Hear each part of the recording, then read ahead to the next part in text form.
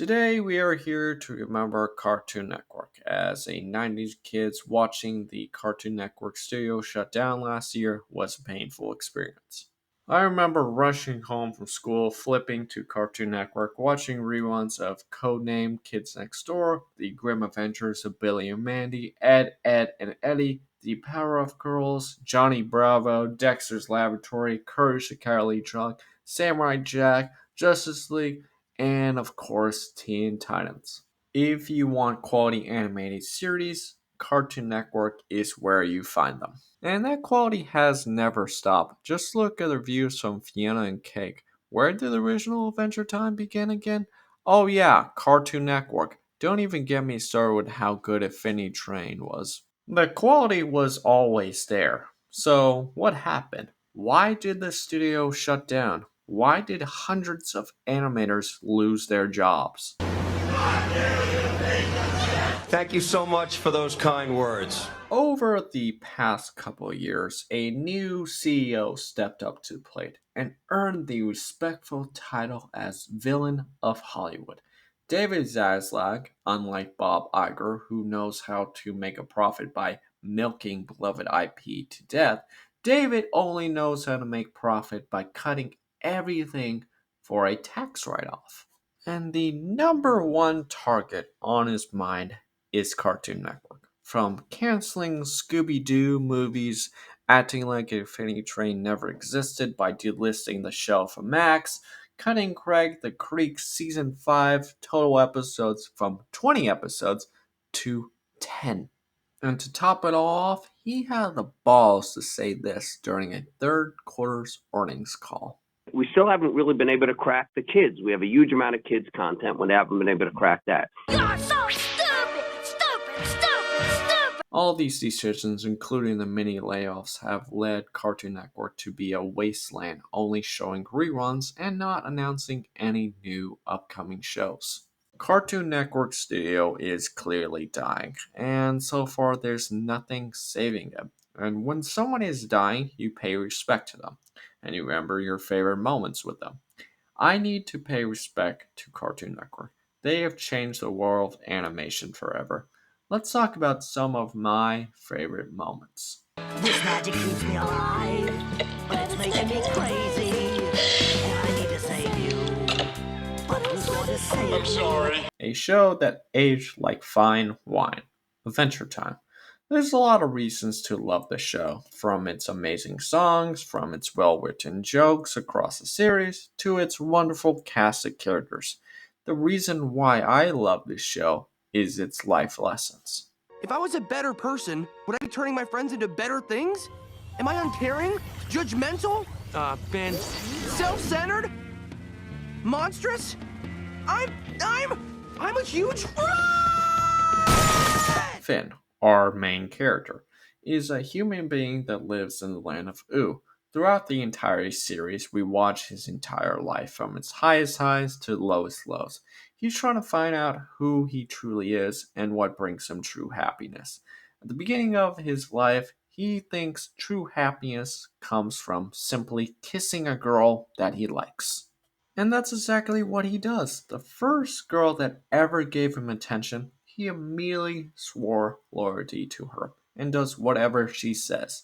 He thought if he did enough for her, eventually she would fall in love with him, right? Do you want to hug some more? What? Ben, you silly. That was like 5 years ago. You really gotta move on. Princess Bubblegum saw Finn as a friend that is always there to support her. But eventually, she knows Finn's true feelings, and she tells him the feeling is not mutual. This leads to Finn to take a piece of her hair, look at a picture of her, while singing a depressing song. If I keep waiting for this thing to start, oh, I feel like I'm all gummed up inside. If Finn had a phone right now, he would definitely make a nice guy's post. Luckily, Uncle Jake finds him a new love interest, Flame Princess. Touch me hard. A relationship unlike Princess Bubblegum was completely mutual. Flame Princess liked Finn's goofy side, Finn enjoyed being around someone that likes him for who he was. But like most teenage romances, one side did not respect the other's boundaries. One day, Finn and Flame Princess were just chilling. Then Ice King being ice cream started being annoying to them. Flame Princess started beating him up. Finn was into it. In fact, he was into it so much that he had a wet dream and needed it to happen again. To make sure it happened again, he wrote a letter with all of his girlfriend's insecurities to Flame the Ice King. However, he went too far and caused Flame Princess to destroy the Ice King's house out of rage. He came out and told the truth, throw in a lackluster "I'm sorry," expecting everything to work out. It didn't, and she broke up with him, causing everyone around him to say, You blew it, man. it was his fault, but him being young and naive didn't realize how much he hurt Flame Princess. Even when she came back to ask for his help to save her kingdom, he proceeded to talk about himself and expect everything to go back to normal after saving her kingdom. I love her. Thank you.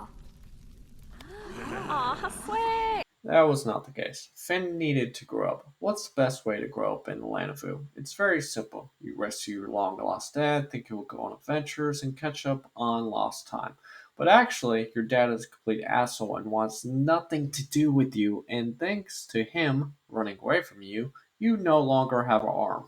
This causes you to be even more depressed, and you kiss every princess in the land of Ooo, hoping you can somehow regain the same feeling you had with your ex, but it never happens, which makes you realize if I can't love myself, how in the hell am I going to love someone else? This is put to the ultimate test when he finds himself drifting in space, where he is given a choice by a powerful comet that he can start over with a brand new existence. Finn, liking who he has become, denies the comet. However, Finn's dad would love a brand new existence and runs away from his promise yet again. Finn, realizing his dad will never change, lets his father go. He has finally grown up. Now that he has grown up, he wants to make up for past mistakes. Finn and Flame Princess meets up, and Finn tells her this. When we broke up, I said sorry, but I didn't fully understand exactly what I did wrong. I get it now. I shouldn't have manipulated you. That was a really, really messed up thing to do, and I'm truly sorry. You've grown up a lot, man. I forgive you. That right there is my favorite moment in the show, because we all make mistakes in our life and end up hurting someone we care about. A simple "I'm sorry" and hoping everything goes back to normal, that does not work. Life is never that simple. Life is about fully understanding from your mistake and how you hurt the other individual and expressing a general apology to them, knowing things will never be the same and they may never forgive you. Life is a never ending progress of self improvement, an important lesson we all learn in our life sooner or later. Thank you, Adventure Time. You always will be one of my favorite shows of all time, and I will never forget the experience we had together. But let's move on to the next show. The best goddamn theme song ever created. Yes, the show that every millennial will never stop complaining to Cartoon Network, asking them to bring it back. I used to be one of them, but then I watched Teen Titans Go versus Teen Titans. It failed to capture the OG teen feeling. The crossover was just a long episode of Teen Titans Go with the OG team forced into it for nostalgia purposes. It was a complete waste of time, and the writers from the original show are long gone. And sometimes it's better to let things go. To me, the crossover is not canon, and the show ended in 2006 with Teen Titans Trouble in Tokyo. I'm like every Arkham fan right now, acting like Suicide Squad Killer Justice League does not exist. That's it, Bats. Play dead! We've got him right where we... Oh, dear. Back to the original show. Why do I love this show so much? What is my favorite moment? I'm a sucker for found family trope. Any media that does the found family trope well, I will not stop consuming it. When the first Guardians of the Galaxy premiered, I went to see the movie 10 times in theaters. Yes, it was my addiction. I could quote that movie line by line back in the day. I would spend hours dancing in the mirror while jamming out to the awesome mixtape. That's the same feeling I get with Teen Titans. Anytime the theme song started playing, two things would happen. I would start dancing, and my parents would leave the room. Any episode where a character would get over a problem that has been haunting them forever, I would instantly rewatch again. For example, the Only Human episode, where we see Cyborg training, but no matter how much he trains, he can't pass 100%. What leads to a conversation between Robin and Cyborg, where we find out when Cyborg was fully human, he was able to give 110%, but that is no longer the case. We can see this problem has been haunting Cyborg forever. Later in the episode, a villain named Atlas captures the rest of the team and beats up Cyborg. This leads to a moment where Cyborg has a self monologue to himself and reminds him that he is also half human, and that's a half that can beat Atlas. After that self monologue, Cyborg is able to beat Atlas, and you can see Robin and the rest of the team are proud of him for pushing past his traumatic experience and realizing he's more than a robot. The whole show has moments like that, but my favorite moment in the entire show has to be the end episodes. The end is a 3-part episode where everything from Raven past comes back to haunt her and the rest of the team. Where her father Trigon is trying to use Raven as a portal to reach Earth, so he can claim it as his own. The first episode is all about protecting Ravens at all costs. A simple job, and I'm sure they're not going to fuck it up.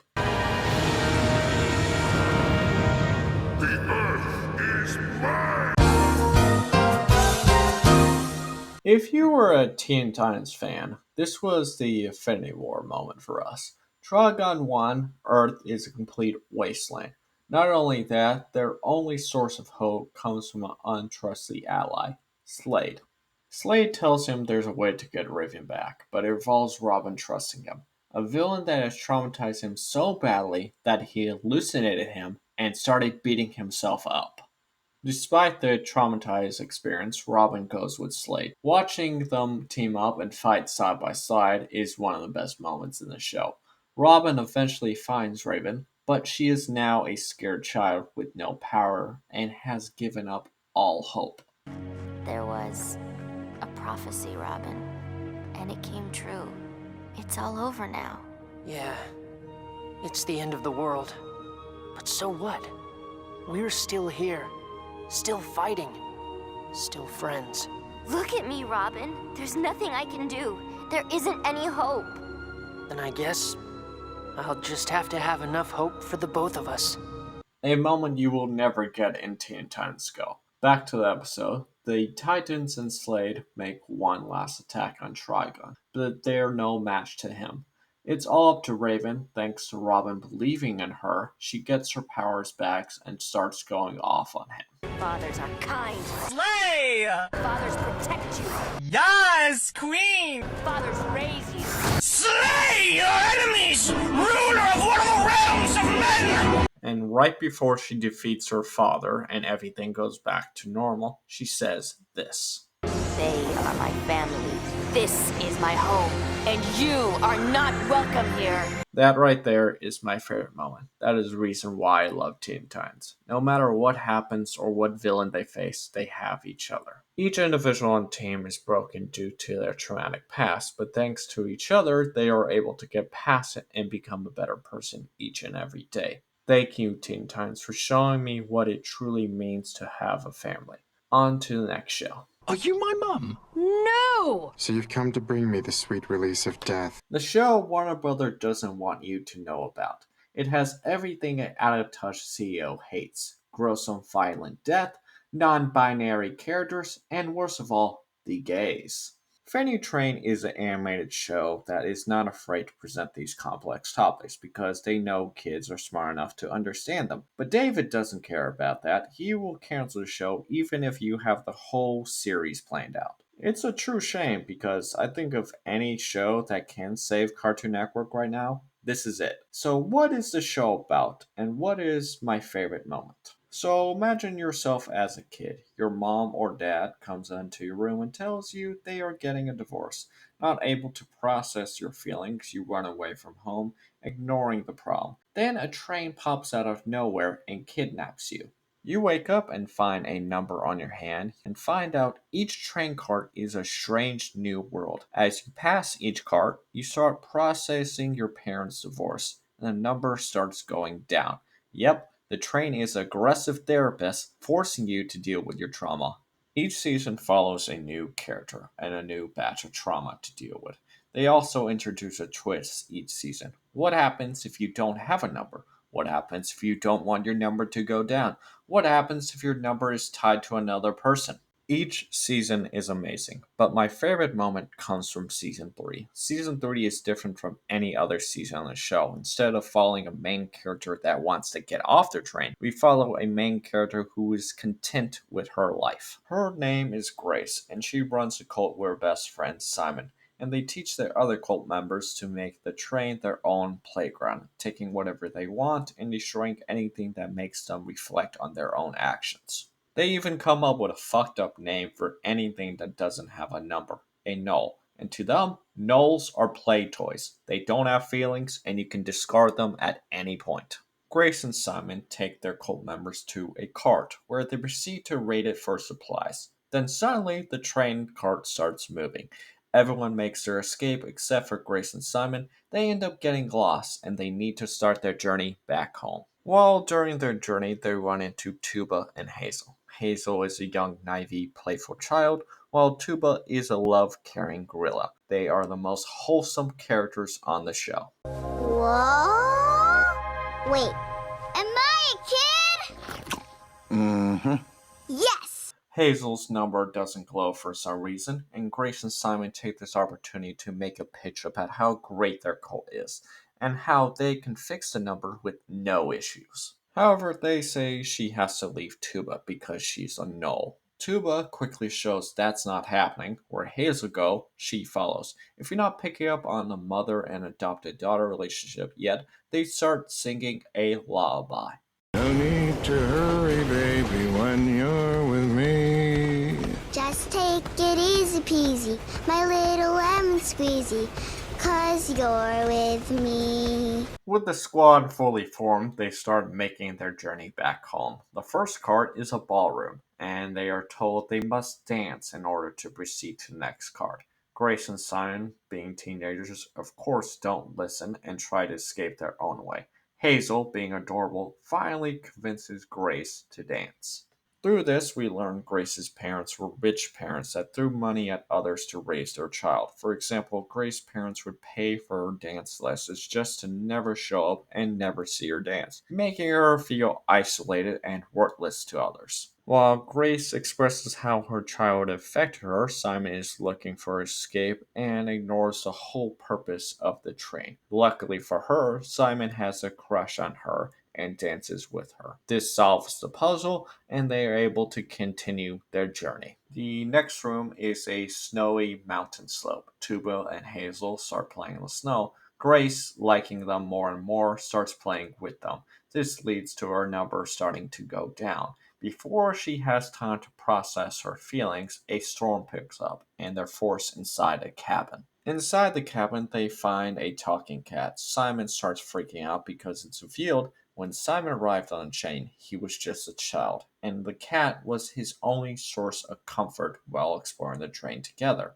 But as soon as monsters start showing up, the cat abandoned him. Instead of taking a deep breath and talking to the cat about how her abandonment affected him, he starts yelling at everyone. Every minute I'm in this cabin with the cat is like another weight pressing down on my chest. And you don't even seem to care. Simon is not willing to process his emotion, but now we understand why he hates Tuba and all nulls. The storm calms down, and they start leaving the cabin before Simon has another breakdown. The next cart is a maze. Hazel wants Tuba and Simon to get along with each other, so they break up into teams. And it starts working. They start laughing and having fun, which leads to Tuba to talk about Bugle. Who's Bugle? Bugle was my daughter. I'm, lucky. Hazel came into my life. With their newfound respect for each other, they are able to solve the puzzle. Then the train starts moving again, causing the team to be separated. Grace and Simon tell Tuba to throw Hazel to them. Tuba does so, but she starts slipping off, barely hanging onto the train. Simon says he will save Tuba. It took a bit, but I'm glad Simon is growing up and processing his trauma. Teamwork begins with two people trusting each other. Oh, let's go! That's class!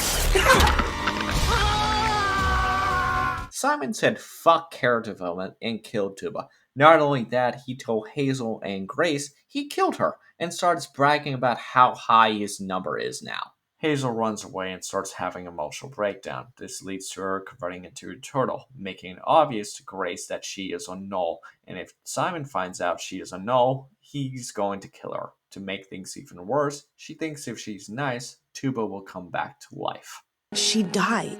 What if I'm really, really good? I promise I won't do anything bad, ever. Grace calms down Hazel and promises her everything's going to be okay.